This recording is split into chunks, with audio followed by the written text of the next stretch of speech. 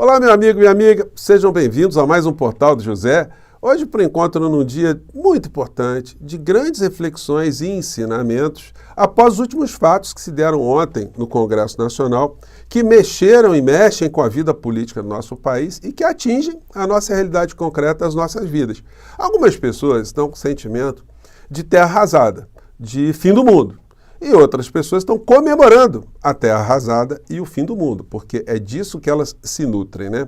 Mas há motivos para essas ambas percepções serem colocadas como um fato irreversível, fato concreto, fato real? Bom, vou conversar com vocês sobre o que está acontecendo e você que acompanha sempre o nosso portal não deve ter surpreendido com essas coisas que se deram, porque conhecendo os atores, a vida política, a trama, o poder que está no entorno dessa história toda e a ação nas redes sociais, como essa extrema-direita se organiza, enfim, dava para a gente traçar alguns cenários aqui. A questão hoje, e que a gente está sentindo, é como se estivéssemos como torcedores de um time de futebol que está bem na tabela e que num jogo que não estava valendo muita coisa, tomou uma grande goleada. No dia seguinte, ou seja, no dia de hoje, estamos todos nós analisando o que foi que os jogadores fizeram, qual foi o astral desses jogadores, o técnico, será que escolheu bem o time? Qual foi a estratégia do técnico? Qual é o ânimo desses jogadores para seguirem no campeonato?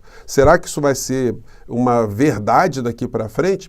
Ou será que foi apenas um chacoalhar para que todo mundo perceba o que aconteceu e para que o campeonato siga e o time esteja bem montado e bem preparado para enfrentar os seus adversários que estão subestimando, inclusive, quem está nessa situação hoje, porque tiveram uma vitória ocasional, embora muito acachapante, né? Bom, vou conversar com vocês sobre o que está acontecendo, trazer aqui algumas imagens, alguns depoimentos muito importantes e lembrar a vocês aqui algumas situações que nós já fazíamos previsões aqui, mas antes de mais nada, quero convidar você que está chegando nesse instante ao nosso portal e ainda não nos conhecia, para que você venha fazer parte desse jogo, desse campeonato. Se inscreva aqui conosco, conheça também os nossos outros vídeos. Se você gostar, compartilhe, recomende, não se esqueça. Dê o seu joinha, mande seu comentário, se puder, se inscreva aqui no nosso clube de membros. Você aqui é muito bem-vindo e muito bem-vinda. Gente, de fato, a gente às vezes fica muito chateado, né? E a gente fica até um pouco surpreso com alguma situação, mas, enfim, não são situações que estavam fora do radar, né? Elas estavam aí, só que a gente não queria que elas acontecessem. Bom, Congresso impõe derrotas a Lula e governo sofre ampla traição entre partidos aliados. Em mais um fiasco de articulação política, gestão petista viu derrubada de veto do presidente sobre saidinha e manutenção de veto de Bolsonaro sobre fake news em massa. São questões importantes? São mais pelo que elas representam, pelo que elas sinalizam, do que o que elas interferirão diretamente na nossa realidade concreta. Em relação à criminalização de fake news, gente, a prática de crimes pela internet continua a ser crime pela internet. Então, as pessoas que cometerem crimes pela internet serão criminalizadas. Apenas esse ponto específico aí, que era um crime adicional, ele deixa de ter essa previsão na legislação. Mas isso não impede que as pessoas tenham repercussões pesadas se praticarem fake news, sobretudo no processo eleitoral, porque o TSE já baixou uma resolução que vai cassar a candidatura, ou a chapa, ou o mandato, se esses fatos forem utilizados, se esses delitos eleitorais forem utilizados durante o processo eleitoral. Então tem esse ponto aqui para a gente observar, né? E hoje tem uma matéria do líder do governo, Zé Guimarães, do governo Lula, com o seguinte título aqui: líder do governo defende mudanças na gestão Lula. Se estivesse bem, teria 80% de aceitação. José Guimarães defende reconciliação entre Lira e Padilha e admite disputar a presidência do PT. Aqui, em dado momento, ele faz uma análise que nós já fizemos aqui muitas vezes durante meses aqui no nosso Portal do José, né? E que para você não é surpresa. Guimarães disse ainda ser necessário repensar a estratégia de comunicação. O que você tem escutado aqui no nosso portal desde que o portal surgiu, né? A informação ou a comunicação gera a ação. A desinformação ou a falta de comunicação gera a conformação. E nos dias de hoje gera alienação e gera o fortalecimento de quem opera contra a informação, ou quem distorce a informação, de quem faz da desinformação um modo de agir politicamente. Bom, sigamos aqui na entrevista. O que não significa necessariamente a substituição do titular da SECOM, ou seja, do Paulo Pimenta, Secretaria de Comunicação Social.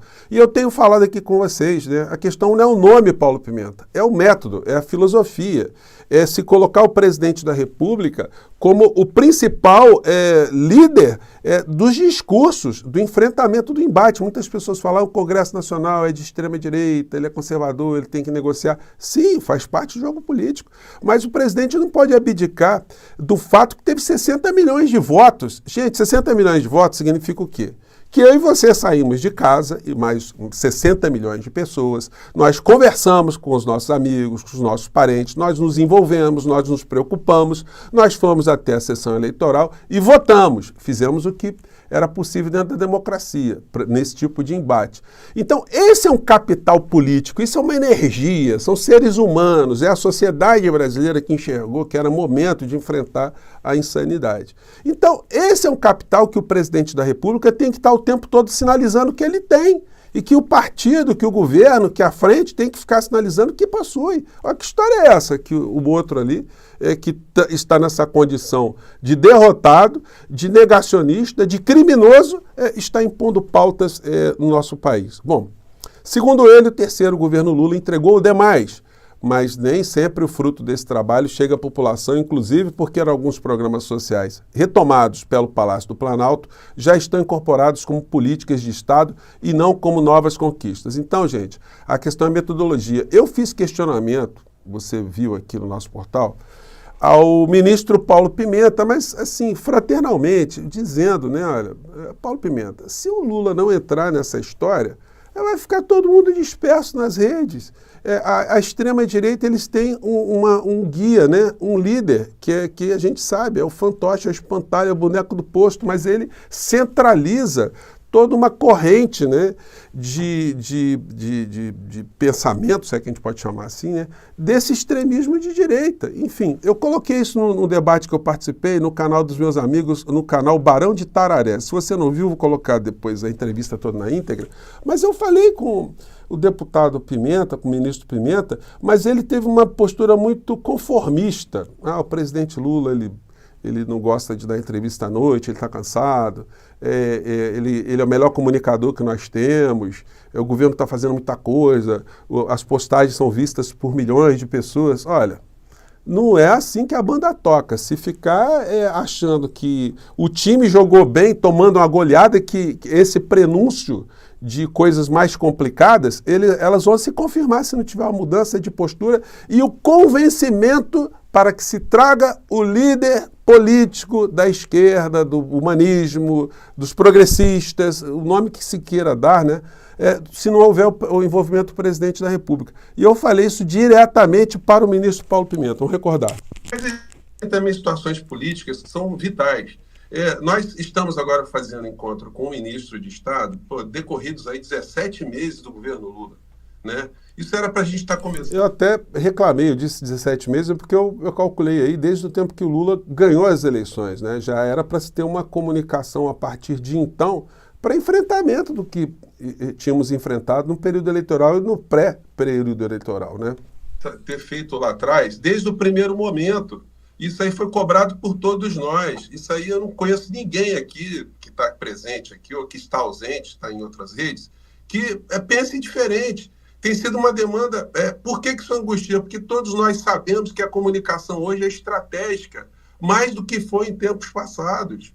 Em tempos passados ainda haviam poucos mecanismos de se fazer chegar à população uma série de informações. Hoje não. O desafio é completamente diferente. Eu tenho cobrado permanentemente que nenhuma estratégia de comunicação vai ser eficiente para combater o que nós estamos enfrentando sem a presença do líder maior da nação do campo progressista. Sem que o setor de comunicação, sem que os principais conselheiros do presidente Lula consigam convencer o presidente Lula que ele é o protagonista principal. Ele tem que estar em live toda semana com os canais progressistas. Ele tem que estar aberto ao debate, como nós sabemos que ele é sempre aberto. Mas o que é que está acontecendo? Nós vimos que foi feito um projeto de uma live com o presidente da República, às terças-feiras de manhã, mas num formato absolutamente ruim, que ninguém... Bom, eu fiz essas críticas todas, vocês viram aí, o Paulo Pimenta deve ter ficado um pouco desconfortável na história, enfim, desconversou, para ele tá no caminho certo, o presidente Lula não quer participar de live à noite, fica cansado, eu achei isso absurdo, esse tipo, porque o principal ele não vai se envolver, ele vai ficar refém e a gente vai ficar assistindo esse tipo de situação que a gente está assistindo. Hoje no ICL, o Eduardo Moreira entrevistou a deputada Jandira Fegali, que falou exatamente coisas que a gente fala aqui no portal. Acompanha aqui. De onde que a gente acha que vai vir? Pô, a gente acha que Deus vai chegar e vai falar o seguinte, faça-se um congresso melhor. De onde é que vai vir isso? Como é que a gente vai enfrentar essa luta? Eduardo, primeiro que coitado de Deus, né? Se ele tivesse a responsabilidade... Ele está desacreditado, né? Porque... Ele já perdeu as esperanças nessa turma que fica fazendo... Nossa Senhora. Não, primeiro dizer o seguinte, eu não disse que isso é fácil, mas eu disse que se a gente não fizer, fica mais difícil. Eu penso, Eduardo, primeiro, nós estamos no governo, diferente de 2022. Nós estamos no governo. Então, tem entregas para fazer, tem disputa política para fazer, e nós temos um líder como Lula, e temos um conjunto de ministérios que tem que atuar. Esse eu acho que é um limite que o governo tem, porque muitos ministros não jogam na política, fazem a entrega, mas não fazem a disputa, né? Concordo. Mas o governo tem que atuar nessa atuada.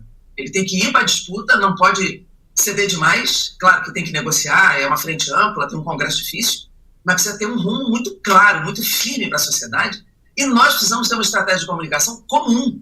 Eu vou te dar um exemplo. Não sei se você viu ontem, na sessão do Congresso, todos os deputados da extrema-direita subiram para falar exatamente dos dois mesmos vetos.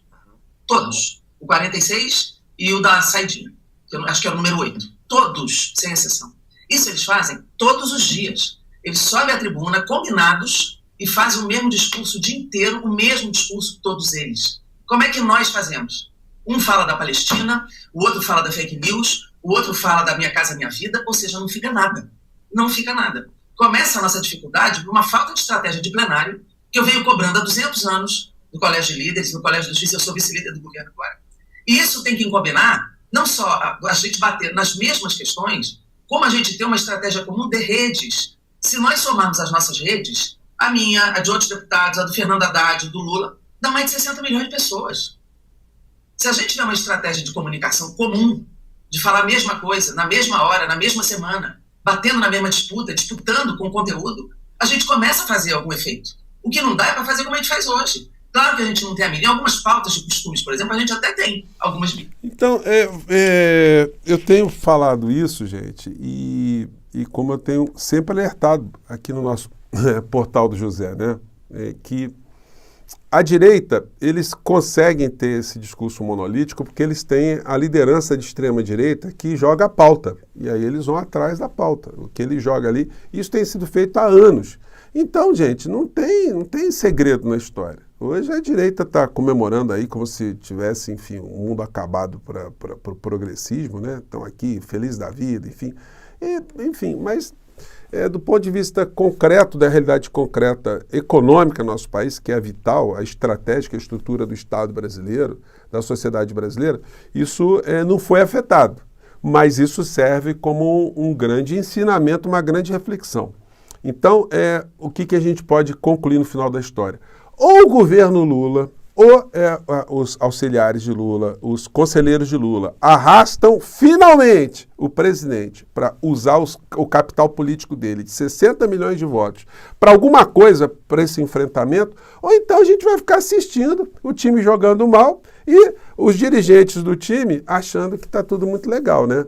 Até um momento complicado, né? Até um 7-1. Né, o que nós não queremos. E é por isso que a gente está aqui apontando essas questões de maneira muito clara, muito objetiva, né? E eu tenho certeza que vocês que estão aqui no nosso portal têm um entendimento muito parecido, que as coisas precisam tomar uma chacoalhada, como disse aqui o líder do governo no Congresso Nacional, né? Mais tarde a gente volta com novas avaliações. Gente, eu fico por aqui, um grande abraço, até o nosso próximo encontro. Tchau!